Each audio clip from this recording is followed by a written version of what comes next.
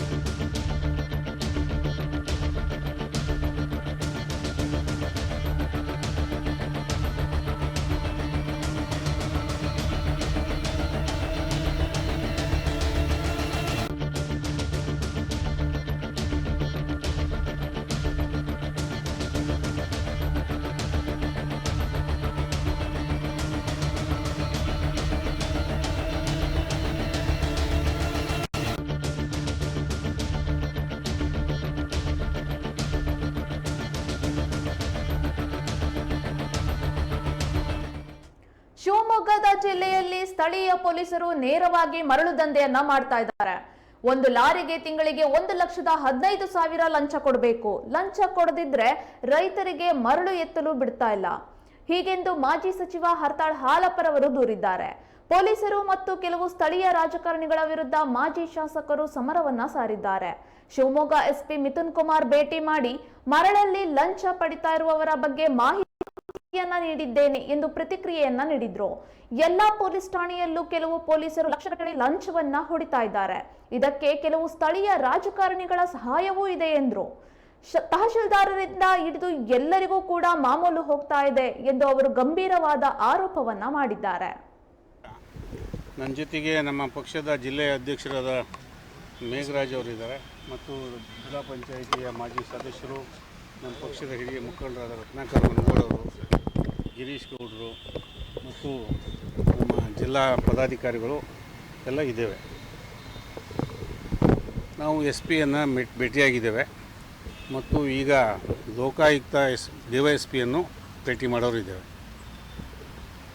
DC ಭೇಟಿ ಮಾಡಬೇಕಾಗಿತ್ತು, DC ರಜಾ ಇದ್ದಾರೆ. ಮೈನ್ಸ್ ಆ್ಯಂಡ್ ಜ್ಯುವೆಲರ್ಸ್ನ DC ಆಫೀಸಿಗೆ ಕರೆಸಬೇಕಾಗಿತ್ತು, ಅದೇ DC ರಜಾ ಇರೋದರಿಂದ ನೀವಾಗನೇ ಬರಬೇಕು ಅಂತ ಮಾತಾಡಿದ್ವಿ ಮತ್ತು ನಮ್ಮ ಲೋಕಸಭಾ ಸದಸ್ಯರ ನೇತೃತ್ವದಲ್ಲಿ ಮುಂದೊಂದು ದಿನ ನಾವು ಭೇಟಿ ಮಾಡೋರಿದ್ದೀವಿ ಇಡೀ ಜಿಲ್ಲೆಯ ಎಲ್ಲ ಸಂಬಂಧಪಟ್ಟ ಅಧಿಕಾರಿಗಳನ್ನ. ವಿಷಯ ಏನಂದರೆ, ಕಂಡೋ ಕಾಣದಿದ್ದಾಗೋ ಸರಿಯೋ ತಪ್ಪೋ ಮಲೆನಾಡಿನಲ್ಲಿ ಶರಾವತಿ ಬೇಸಿನಲ್ಲಿ ಒಂದಿಷ್ಟು ಮರಳು ಉತ್ಪತ್ತಿ ಆಗ್ತದೆ. ಪ್ರತಿ ವರ್ಷ ನೈಸರ್ಗಿಕ ಉತ್ಪತ್ತಿ ಆಗ್ತದೆ. ಅದನ್ನು ಹರಾಜು ಮೂಲಕ ಮಾರಾಟ ಮಾಡ್ತಾರೆ. ಕೆಲವು ಕಡೆ ಸಣ್ಣ ಪುಟ್ಟದು ಕಂಡೋ ಕಾಣದಂಗೆ ಮನೆ ಹತ್ರ, ಹಳ್ಳದ ಹತ್ರ, ಪಗದ ಹತ್ರ ತಗೊಂಡು ಲಾಗಾಯತಿಂದ ಮಾಡ್ತಿದ್ದಾರೆ. ಯಾವಾಗ ಸ್ವಲ್ಪ ತೊಂದರೆ ಆದಾಗ ಅದನ್ನು ಕಂಟ್ರೋಲ್ ಮಾಡೋದು ಅದೆಲ್ಲ ಇದ್ದದ್ದೇ. ಮತ್ತು ನದಿ ಪಾತ್ರ ಹಾಳಾಗಬಾರ್ದು, ನನ್ನ ಪರಿಸರಕ್ಕೆ ಹಾಳಾಗಬಾರ್ದು ಆ ರೀತಿ, ಮತ್ತು ಜನಕ್ಕೂ ಭಾಳ ಕಾಸ್ಟ್ಲಿ ಆಗಬಾರ್ದು. ಸಣ್ಣ ಪುಟ್ಟ ಕೆಲಸ ಮಾಡ್ಕೊಳ್ಳೋದಕ್ಕೆ ಅದು ಭಾರಿ ಒಳ್ಳೆ ಮರಳೇನಲ್ಲ.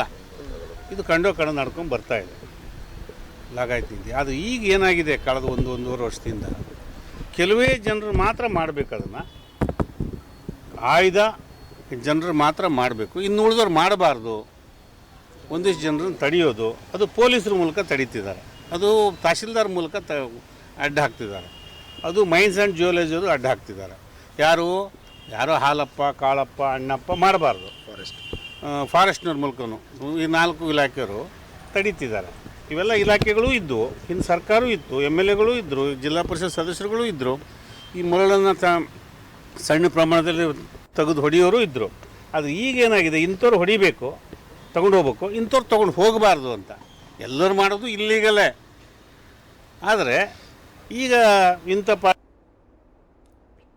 ಪಾರ್ಟಿಯವ್ರು ಹೊಡಿಬೇಕು, ಇಂಥ ಪಾರ್ಟಿಯವ್ರು ಹೊಡಿಬಾರ್ದು, ಆ ಪಾರ್ಟಿಗಳಿಗೂ ಪಾರ್ಟಿ, ಮತ್ತು ಕಾಂಗ್ರೆಸ್ ಪಾರ್ಟಿಗಳಿಗೂ ಪಾರ್ಟಿಯವ್ರು ಅವ್ರು ಮಾಡಬಾರ್ದು, ಹೀಗೆಲ್ಲ ಒಂದು ಶುರುವಾಗಿ ಅವ್ಯವಸ್ಥೆ ಆಗಿದೆ.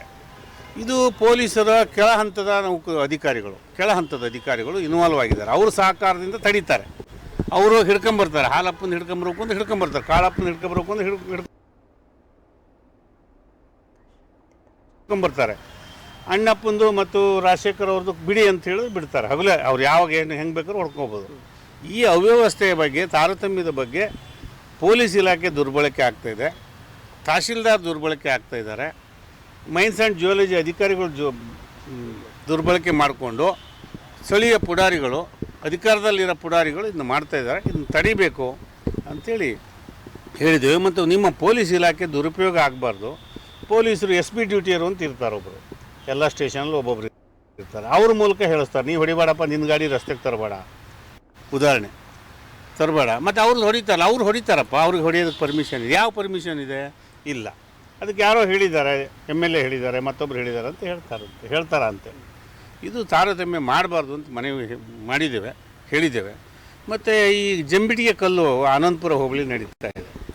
ಎಲ್ಲಿದ್ದಾವೆ, ಯಾರಿದ್ದಾರೆ, ಯಾವತ್ತು ಯಾವ ಕಾರಣದಲ್ಲಿ ಎಂದೂ ಯಾವ ಪೊಲೀಸರ ಕೈಲೂ ನಾನಾಗಲಿ ನಮ್ಮ ಸರ್ಕಾರದಿಂದ ಪೊಲೀಸರ ಕೈಲಿ ದುಡ್ಡು ಇಸ್ಕೊಂಡಿಲ್ಲ, ಅದು ನೋಡೋಕ್ಕೂ ಹೋಗಿಲ್ಲ. ಈಗ ಈ ಲಂಚ ಸುಮಾರು 1 ಲಕ್ಷಕ್ಕಿಂತ ಹೆಚ್ಚು ಇಲಾಖೆಗಳು, ಪೊಲೀಸ್ ಇಲಾಖೆ ಕೊಡ್ತೀವಿ ಅಂತ ಹೇಳ್ತಿದ್ದಾರೆ.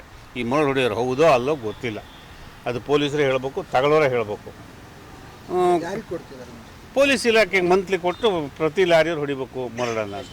ಇವರು ಇದನ್ನು ನಾವು ಕೊಡ್ತೇವೆ ಅಂದರೂ ಇವ್ರಿಗೆ ಬಿಡಲ್ಲ ಅಂತ ಕೆಲವರಿಗೆ. ಅದು ನೀವು ಹೊಡಿಯಂಗಿಲ್ಲ, ನೋ ನಿಂದಲ್ಲ. 1,15,000 ಪ್ರತಿ ಒಂದು ತಿಂಗಳಿಗೆ 1 ಲಾರಿಗೆ. ಅದು ಬೇರೆ ಬೇರೆಯವ್ರು ಹಂಚ್ಕೊಂಡಿದ್ದಾರಂತೆ. ಆನಂದಪುರಕ್ಕಿಷ್ಟು, ರಿಪನ್ಪೇಟೆ ಸ್ಟೇಷನ್ಗಿಷ್ಟು, ನಗರಕ್ಕಿಷ್ಟು, ಸಾಗರಕ್ಕಿಷ್ಟು, ರೂರಲ್ಲಿಗಿಷ್ಟು ಅಂತ ಈ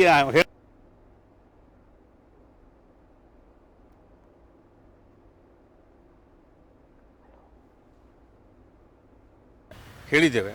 ಮತ್ತು ಈ ಜಮೀನಿಗಿಷ್ಟು ಅಂತ ಈ ಹೇಳ್ತಾ ಇದ್ದೆ ನಾನು. ಆನಂದಪುರದಲ್ಲಿ ಕ್ವಾರಿಗಳು ನಡೀತಾ ಇದೆ. ಅದರಲ್ಲಿ ಪಟ್ಟಾ ಲ್ಯಾಂಡಲ್ಲೂ ಇದ್ದಾವೆ, ಫಾರೆಸ್ಟ್ ಲ್ಯಾಂಡಲ್ಲೂ ಇದ್ದಾವೆ, ಗ್ರಾಮಠಾಣದಾಗಿದ್ದಾವೆ, ಗೋಮಾಳದಾಗಿದ್ದಾವೆ. ನಾನಂತೂ ನೋಡೋಕ್ಕೆ ಹೋಗಿರಲಿಲ್ಲ, 5 ವರ್ಷ MLA ಆಗಿದ್ದೆ. ಅಲ್ಲಿ ಕೆಲವರು ಮಾತ್ರ ಮಾಡಬೇಕು, ಕೆಲವರು ಮಾಡಬಾರ್ದು ಅಂತ. ಅಲ್ಲೂ ಲಾರಿಗೆ ಇಷ್ಟು ಕೊಡಬೇಕು ಅಂತ. ಅದನ್ನು ಯಾರು ಮಾಡೋರು, ಯಾರು ಹೊಡಿಬೇಕು, ಯಾರು ಹೊಡಿಬಾರ್ದು ಅನ್ನೋದು ಪೊಲೀಸರು ಹೇಳ್ತಾ ಇದ್ದಾರೆ. ಇಂಥವ್ರು ಹೊಡಿಬೇಡಿಯಪ್ಪ, ನೀವು ತಗೊಂಡು ಹೋಗ್ಬೇಡಿ, ನಿಮ್ಮ ಲಾರಿ ತೆಗಿಬೇಡಿ ಅಂತ. ಅದಕ್ಕಾಗಿ SP ಹತ್ರ ಬಂದ್ವಿ ನಾವು. ಅದು ಯಾಕೆ, ಇದು ಯಾವಾಗ ಭಾರತ ದೇಶಕ್ಕೆಲ್ಲ ಒಂದೇ ಸಂವಿಧಾನ. ಪೊಲೀಸರು ಇದ್ರ ಹಿಂದೆ ಈಗ ಅಧಿಕಾರದಾಗ ಇದ್ದವ್ರು ಇದ್ದಾರೆ, ಅಧಿಕಾರದಾಗಿರೋ MLAಗಳಿರ್ತಾರೆ, ಅಥವಾ ಪುಡಾರಿಗಳು, ಆ ಪಕ್ಷದ ಪುಡಾರಿಗಳಿದ್ದಾರೆ.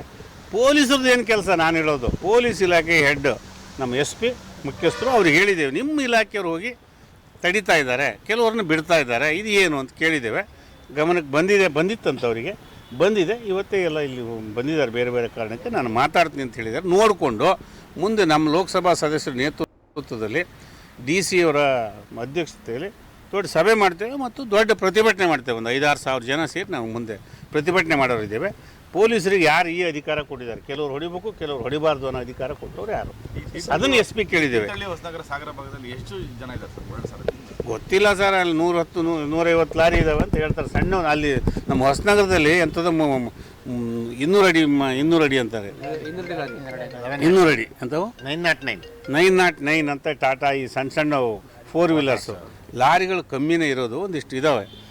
ಎಷ್ಟಿದಾವೆ ಏನಿದೆ ನಾವು ಅದನ್ನ ಕೇಳಕ್ಕೆ ಹೋಗಿಲ್ಲ. ಜೀವನ ಎಲ್ಲಿಗೆ ಶಾಸಕರಿಗೂ ಮಾಮೂಲಿ ಹೋಗ್ತಿದೆಯಾ ಅಂತ ಅಲ್ಲ, ಅದು ಹೇಗೆ ಹೋಗ್ತದೆ ಗೊತ್ತಿಲ್ಲ. ಪೊಲೀಸರಂತೂ ದುಡ್ಡು ಕೊಟ್ಟು ಬಂದಿದ್ದಾರೆ, ಅದರ ಬಗ್ಗೆ 2 ಮಾತೇನಿಲ್ಲ. ಇತ್ತೀಚೆಗೆ ನಮ್ಮ ಕಾಲದಲ್ಲಿ ಯಾವತ್ತೂ ಈ ಜೀವನದಲ್ಲಿ ಬಂಗಾರಪ್ಪನವ್ರು ಹೇಳಿ ಸತ್ತೋಗಿದ್ದಾರೆ.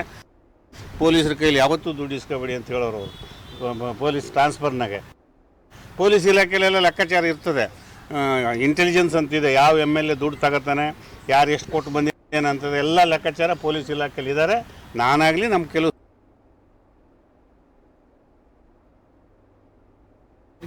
ಮುಂದೆ ನಮ್ಮ ಇವತ್ತು ನಾಳೆ ನಾಡ್ದು ನೋಡಿಕೊಂಡು ಸಾಧ್ಯವಾದರೆ ಇದು ರಾಜಕೀಕರಣಗೊಳಿಸೋದು ಬೇಕಾಗಿಲ್ಲ. ನಮಗೆ ನ್ಯಾಯ ಸಿಗಬೇಕಷ್ಟೇ ನಮ್ಮ ಹುಡುಗರಿಗೆ ಎಲ್ಲರಿಗೂ ಒಂದೇ ನ್ಯಾಯ ಇರಬೇಕು, ಒಂದೇ ಕಾನೂನು ಇರಬೇಕು. ಸಾಧ್ಯವಾದರೆ ಅಸೆಂಬ್ಲಿಲಿ ಕೂಡ ಪ್ರಸ್ತಾಪ ಮಾಡೋಕ್ಕೆ ನಮ್ಮ ವಿರೋಧ ಪಕ್ಷದ ನಾಯಕರಿಗೆ ಸಮಯ ನೋಡ್ಕೊಂಡು ಸಂದರ್ಭ ನೋಡ್ಕೊಂಡು ಹೇಳ್ತೇನೆ. ಇದು SP ಏನು ಕ್ರಮ ತಗೊಳ್ತಾರೆ ನೋಡ್ಕೊಂಡು ಹೇಳ್ತೇನೆ. ಬಿಜೆಪಿಯಲ್ಲಿ ಬಣರಣ್ಣಾಗ ನಾವು ಅದು ವಾದ ಮಾಡ್ತೀವಿ, ನಿಮ್ಮ ಹತ್ರನೂ ವಾದ ಮಾಡಿದ್ದೀವಿ ಮತ್ತು ಸತ್ಯವನ್ನೇ ಹೇಳಿದ್ದೀವಿ. ಅದು ಒಂದು ಹಂತದ ಮರಳು, ಅದು ಹೋಗಿ ಸಿಲ್ಟಪ್ ಆಗ್ತದೆ ಶರಾವತಿಲಿ. ಅದನ್ನೊಂದಿಷ್ಟು ತೆಗೆದಂಗೆ ಸಿಲ್ಟಪ್ ಆಗೋದು ಕಮ್ಮಿ ಆದಂಗೆ ಆಯಿತು, ಜನಕ್ಕೆ ಅನುಕೂಲ ಆದ